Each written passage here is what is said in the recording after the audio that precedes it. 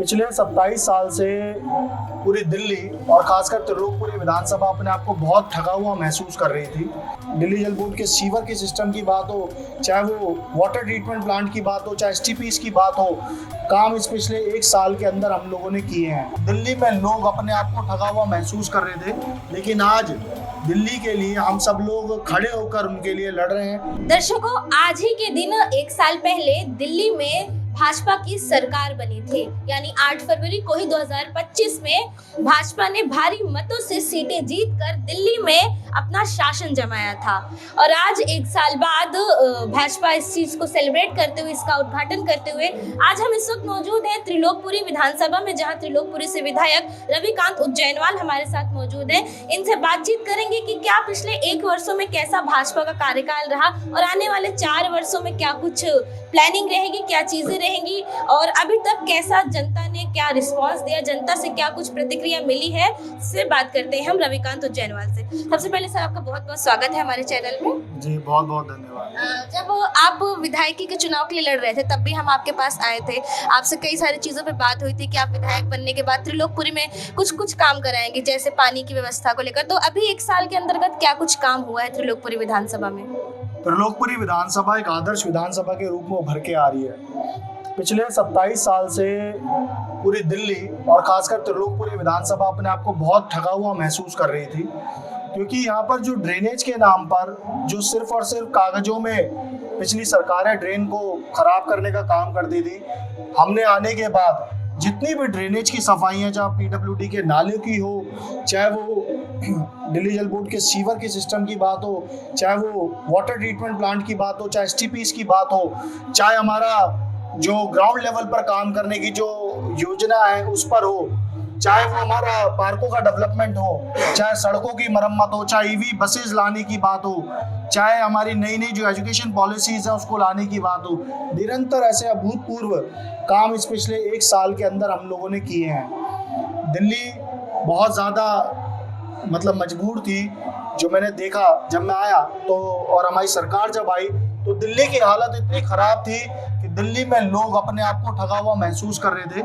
लेकिन आज दिल्ली के लिए हम सब लोग खड़े होकर उनके लिए लड़ रहे हैं और उनकी समस्याओं को जड़ से खत्म करने का काम कर रहे हैं। आने वाले 4 वर्षों में या फिर अभी बात करते 1 वर्षों में क्या कुछ प्लानिंग है त्रिलोकपुरी विधानसभा को और क्या कुछ नया देना है? त्रिलोकपुरी विधानसभा को एक सशक्त, एक आदर्श, एक विकसित और एक समृद्ध विधानसभा के रूप में हम लेकर आएंगे, जहां पर हर घर के अंदर स्वच्छ पानी हो, सीवर से लोगों को निजात मिले, एक पार्कों की डेवलपमेंट हो, जो क्योंकि घूमने का, पर्यावरण संरक्षण का काम जो होता है वो हो यहाँ पर, और एजुकेशन के नाम पर हर एक व्यक्ति, हर एक बच्चा हमारे यहाँ का पढ़ा लिखा और अपने आप को मजबूत बने, सारी सड़कें दुरुस्त हो, कोई भी डार्क स्पॉट ना रहे, कोई भी मैनहोल्स ना खराब हो, उन चीज़ों पर हमारा काम करने का वो है।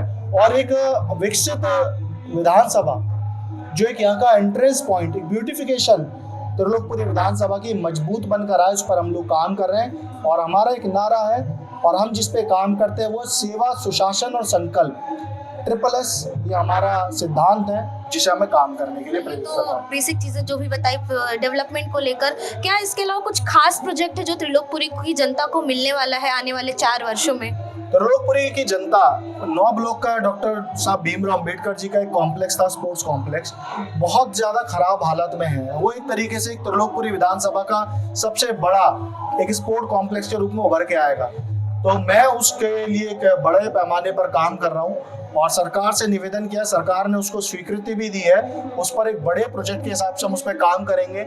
जितनी सड़कों पर बड़ी बड़ी सड़कें जो लंबे समय से नहीं बनी हुई हैं, अनऑथराइज न्यू अशोकनगर में मैं बात करूं तो उस जगह पर जब से अशोकनगर बसा है मुझे नहीं लगता किसी ने वहाँ काम किया है। उसको ठीक करना, हर घर में पानी सही व्यवस्थित तरीके से पहुँच जाए, बिजली से लोगों को परेशानी ना हो, अंडरग्राउंड फिटिंग के लिए हम लेकर आए और एक मजबूती से हर एक बच्चा, हर एक वर्ग, जो मेरे यहाँ पर गरीब बच्चे जो लोग रहते हैं उन बच्चों को शिक्षित हम लोग कर सके, ये मेरे संकल्प है जो मैं 4 साल में। अशोकनगर की बात की आपने, तो वहाँ पे ऑफिस वाले स्टूडेंट्स, क्योंकि दृष्टि आईएएस वहाँ पास में खुला हुआ है, काफी भारी मात्रा में वहाँ आबादी ज्यादा है, और जिस तरीके से हम देख रहे हैं कि पिछले कुछ समय से वहाँ सड़कें बद से बदतर खराब है। तो क्या अभी तक आपने 1 साल के अंदर ये कुछ नहीं सोचा कि कुछ वहाँ पे डेवलपमेंट करना चाहिए, कुछ चीजें हो, या आने वाले क्या 4 सालों में क्या प्रोजेक्ट वहाँ के लिए ला रहे हैं, और या फिर उस भीड़ को कंट्रोल करने के लिए क्या चीजें व्यवस्थित हैं? 93 से लेकर अब तक जितनी सरकारें आई गई और जितने विधायक यहाँ पर आए वो भी गए, मैंने एक चीज देखी कि न्यू अशोकनगर के अंदर किसी ने भी कोई कार्य नहीं किया था। उसका खामियाजा मैं आज देख रहा हूँ कि वहाँ पर किस प्रकार की सड़कों की हालत हुई पड़ी है। लगभग 15 करोड़ रुपए की पहली बार ऐसा इतिहास में हुआ है। 15 करोड़ रुपए का जो वहाँ का खुद का एक जो अनऑथराइज बजट होता है अनऑथराइज कॉलोनीज के लिए, जो फ्लड इरिगेशन से यूडी डिपार्टमेंट से माननीय मुख्यमंत्री जी के फंड द्वारा हम लेकर आए हैं, उसके साथ साथ एमसीडी द्वारा जो काम होने हैं, लगभग 25 से 30 करोड़ न्यू अशोकनगर के लिए इस साल के अंदर बजट हम लेकर आए हैं, जिसमें सी ब्लॉक जो वो 2 पार्ट में बनता है उस जगह कार्य भी प्रारंभ हो चुका है। टकसाल रोड और हमारा सरपंच चौक से लेकर पीली कोठी तक का रोड और B1 ब्लॉक और ये अपना जो नाले वाला रोड है, उन सब पे काम चल रहा है। उसको भी हम जल्दी से बनाकर जनता को समर्पित करेंगे और एक एक काम को बड़ी बारीकी से समृद्ध तरीके से हम लोगों को वापस करके देंगे। दिल्ली सरकार ने इस होली पर लोगों को गैस सिलेंडर फ्री देने की जो योजना चलाई है, आपके विधानसभा में कितने प्रतिशत लोगों को इसका लाभ होने वाला है, कितने लोगों का राशन कार्ड बना है, और क्या जनता इससे क्या रिस्पांस मिल रहा है आपको? इस देखिए, पहले तो पिछली सरकारों ने, आम आदमी पार्टी की 11 साल में, तो उन्होंने जो कार्ड धारक है उन लोगों के कार्डों पर ध्यान ही नहीं दिया। माननीय प्रधानमंत्री जी उनको राशन देते थे लेकिन उनको वो चीज़ हजम नहीं हुई थी, तो उन लोगों ने राशन लोगों के रोके, राशन कार्ड उनके रोके। जितने भी लोग हैं हमारी पूरे दिल्ली वासियों के लिए, लगभग ये 2.5 करोड़ के आसपास आबादी हमारी दिल्ली की है, उन कितने परिवारों को इसका बहुत बड़ा एक उपहार के रूप में उन्हें मिलेगा। हर घर के अंदर जब फ्री सिलेंडर जाएगा तो उस घर के अंदर उत्साह एक और दिखेगा। तो वो सब मेरी त्रिलोकपुरी विधानसभा के परिवार के लोगों को सबको मिलेगा। यहाँ संख्या कितनी है लोगों की जो कार्ड धारक लोग हैं, किन को मतलब कितने प्रतिशत लोगों को यहाँ पे फ्री मिलने वाला है? देखिए, मेरी विधानसभा में लगभग 4 से 4.5 लाख की आबादी है। उसमें से कुछ किराए पे भी हमारे भाई बहन रहते हैं, कुछ ऐसे रहते हैं। तो जो पूरा आंकड़ा है, जो मुझे लगता है कि लगभग 70 से 80 हज़ार परिवार के लोगों को इनको फ़ायदा होने वाला है इससे। और कहीं ना कहीं जब उन लोगों को फ़ायदा होता है तो ये योजना से उन्हें लाभ भी मिलेगा और वो लोग सशक्त की ओर बढ़ेंगे। जो लोग यहाँ किराए पे रहते हैं, क्या उनके लिए कुछ योजना ला रहे हैं, फिर उनके लिए कुछ व्यवस्था आपने सोची है आने वाले टेन्योर में? बिल्कुल, सरकार इसके ऊपर बिल्कुल सजगता से काम कर रही है और सरकार इसमें अच्छा निर्णय लेकर उन लोगों के लिए भी काम कर रही है। जैसे अंजना पारछा यहाँ पे पहले थी, तो यहाँ की विधायक, उनको हरा कर आप आए, क्या कुछ आपको 1 सालों में विपक्ष की तरफ से कुछ तंज मिले होंगे, काफी चीजों मिले, उसका कैसे आपने सामना किया और क्या कुछ चीजें रही हैं, विपक्ष से आपने कैसे डील किया? ये तो देखिए चलता है, विपक्ष का काम है अपने कामों को, जो झूठे वायदे हैं वो करके लोगों को बताना, लेकिन वो झूठे वायदों में हमेशा फ्लॉप रहता है, क्योंकि मन की मंशा होनी चाहिए काम करना। और जब आप कार्य करते हैं तो ईश्वरीय कार्य में भगवान भी साथ देते हैं। और ये सब हम सब लोगों को मिलकर, क्योंकि जब जिसके साथ पूरा जनता उनके साथ खड़ी है, उनको कोई नहीं रोक सकता काम करने से, और हमारी पहचान ही हमारे काम से है। और जब आप काम करेंगे तो अपने आप ही जनता के अंदर, उनके परिवार के अंदर एक सौजन्यपूर्ण वातावरण बनता है और उन सबको मिलकर हम सब लोग काम करते हैं। अगर बात करें दिल्ली सरकार में कि पिछले 1 साल का आज टेन्योर हो गया है, काफ़ी चीज़ें दिल्ली सरकार ने दिल्ली वासियों को दी, कुछ चीज़ों में कमियां भी रही हैं। तो जैसे विपक्ष जो मुख्यमंत्री रेखा गुप्ता के ऊपर काफ़ी ताने कसते रहते हैं कि शायद उनसे कभी बोलने में जो चूक हो जाती है, तो इस पर क्या कुछ आपकी प्रतिक्रिया है? देखिए, कभी भी इन लोगों को हजम नहीं हो रहा कि एक महिला मुख्यमंत्री बन गई, जो महिला दिन रात सुबह शाम 24 घंटे में से मैंने लगभग उनको जब भी देखो 18 घंटे जो मेहनत से काम कर रही है। हमें महिलाओं को सशक्तिकरण करने का काम करना चाहिए। और दूसरी तरफ विपक्ष इस तरीके की बात करता है, अगर कोई भी बात स्लिप ऑफ टंग किसी भी तरीके से हो सकता है, लेकिन एक महिला मुख्यमंत्री कैसे काम कर रही है उन लोगों को हजम नहीं हो रहा। तो ये सब मनगढ़ंत कहानी है। वो लोग अपनी हार से मुंह छुपाने के तरीके से इस तरीके की चीजें ढूंढते हैं और वो काम करते हैं। महिला मुख्यमंत्री तो विपक्ष के पास थी, आतिशी मार लेना, क्या काम किया उन्होंने? वो कुछ महीनों के लिए थी, क्या कुछ चीजें रही? और अभी भी नेता विपक्ष है वो। मैं वही पूछना चाहता हूँ, क्या काम किया? केजरीवाल जी की कठपुतली बन के काम करना नहीं होता? झूठ और भ्रष्टाचार में लिप्त आतिशी मार्लेना जी जो गुरुओं का अपमान करती हैं, शिक्षकों का अपमान करती हैं, क्या वो इस तरीके की बात करेंगी? तो जो दूसरों की कठपुतली के आते में काम करने वाले लोग हैं वो कभी दिल्ली का भला नहीं कर सकते। लोग अक्सर भाजपा पर ये आरोप लगाते रहते हैं, थोड़ा सा ये सवाल आपके विधानसभा से हटके, कि जहां भी कहीं इलेक्शंस होते हैं, चुनाव होते हैं, भारतीय जनता पार्टी कहीं ना कहीं उस पे से ध्यान हटाने के लिए, जैसे दिल्ली में एक लाल किले के पास बॉम्ब ब्लास्ट हुआ था, तो जो बिहार चुनाव था यहाँ पे उसको लिंक करके देखा गया था। तो क्या कुछ इसके अंदर की सच्चाई है? बतौर आप भाजपा में सम्मिलित कब से होंगे और भाजपा के विधायक के तौर पर आप इस पर क्या कुछ कहना चाहेंगे? देखिए, पहली बात तो बॉम्ब ब्लास्ट कराना ये तो बहुत ही गलत बात हो गई।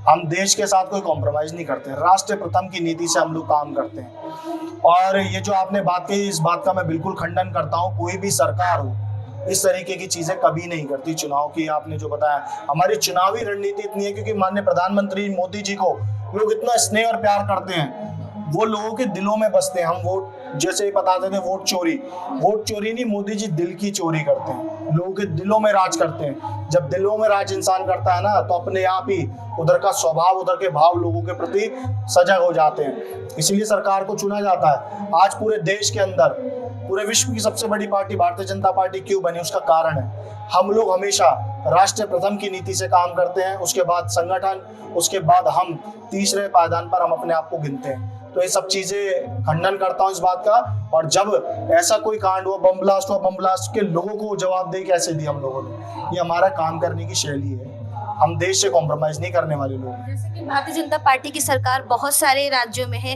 और अभी हाल ही में कुछ राज्यों में चुनाव आने वाले हैं, बंगाल में, असम में। तो अभी बंगाल में वोट चोरी का भी बहुत ही बड़ा ये मुद्दा आ रहा है, SIR की वजह से आ रहा है। तो क्या लग रहा है इस बार भारतीय जनता पार्टी की तैयारी इतनी प्रबल है कि वो वहाँ पे AITC को हरा लेगी? वेस्ट बंगाल में भारतीय जनता पार्टी क्या अपना राज, अपना गढ़ स्थापित करेगी? आपकी इस पे क्या राय है? आज का दिन लिख लीजिए, 8 फरवरी 2026। भारतीय जनता पार्टी पूरे देश भर में प्रचंड बहुमत के साथ सरकार में रहती है और रहेगी। और आज मैं आपको इस बात को बिल्कुल खुले मन से कह रहा हूँ कि वेस्ट बंगाल का चुनाव हो चाहे अन्य राज्यों का चुनाव हो, भारतीय जनता पार्टी बहुत ही मजबूती से वहाँ जीतेगी, क्योंकि हम राष्ट्र प्रेमी हैं, राष्ट्र भक्त हैं, राष्ट्र के लिए समर्पित भाव से काम करते हैं और देश पहले की भावना से जुड़े हुए लोग हैं। जो हम विकसित भारत के संकल्प को लेकर आगे बढ़ रहे हैं, हर व्यक्ति ना, इस पूरे देश की जो जनता है वो सब जानती है कि कौन किस तरीके की राजनीति करता है। हम सब लोग बहुत भारी मतों से जीतेंगे। दिल्ली के अंदर भी हमने स्थापित करके दिखाया, पश्चिम बिहार के अंदर हमने स्थापित करके दिया, पश्चिम बंगाल की बात उसे भी करके दिखाएंगे। MCD का इलेक्शन आने वाला है, आखिरी सवाल है ये, अगले 1 साल में। तो क्या लग रहा है विपक्ष का उसमें कुछ गढ़ रहेगा या भारतीय जनता पार्टी MCD में भी उतने ही प्रचंड बहुमत से आएगी जैसे ये विधायक के इलेक्शंस में आई, जनरल इलेक्शंस में आई? मैंने आपको फिर एक बात बता देता हूँ, 8 फरवरी 2026 को मैं बात खुले मन से कह रहा हूँ। भारतीय जनता पार्टी राष्ट्र नीति पर काम करती है, राष्ट्र प्रथम की योजना पर काम करती है, राष्ट्र प्रेमी, राष्ट्र भक्त की पार्टी है। हम लोग निरंतर इसको जीत में तब्दील करते जाएंगे, विजयी होंगे, क्योंकि हमारे साथ जनता का आशीर्वाद और प्यार है। हम सब लोग लोगों के लिए खड़े रहते हैं, दिन हो रात हो, सुबह हो शाम हो, लोगों के लिए समर्पण भाव से काम करते हैं। उन सब पे मोहर लगती है और हम लोग निश्चय, निसंदेह हम सब लोग विजयी होंगे, कोई नहीं रोक पाएगा इस विजय।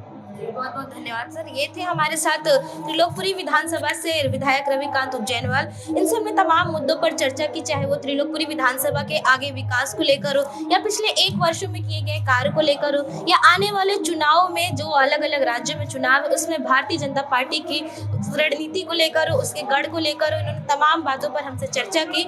ऐसे ही और खबरें हम आपके लिए लाते रहेंगे। तब तक के लिए बने रहिए हमारे साथ, सिर्फ और सिर्फ न्यूज इंडिया पर। मैं निशा सोनी।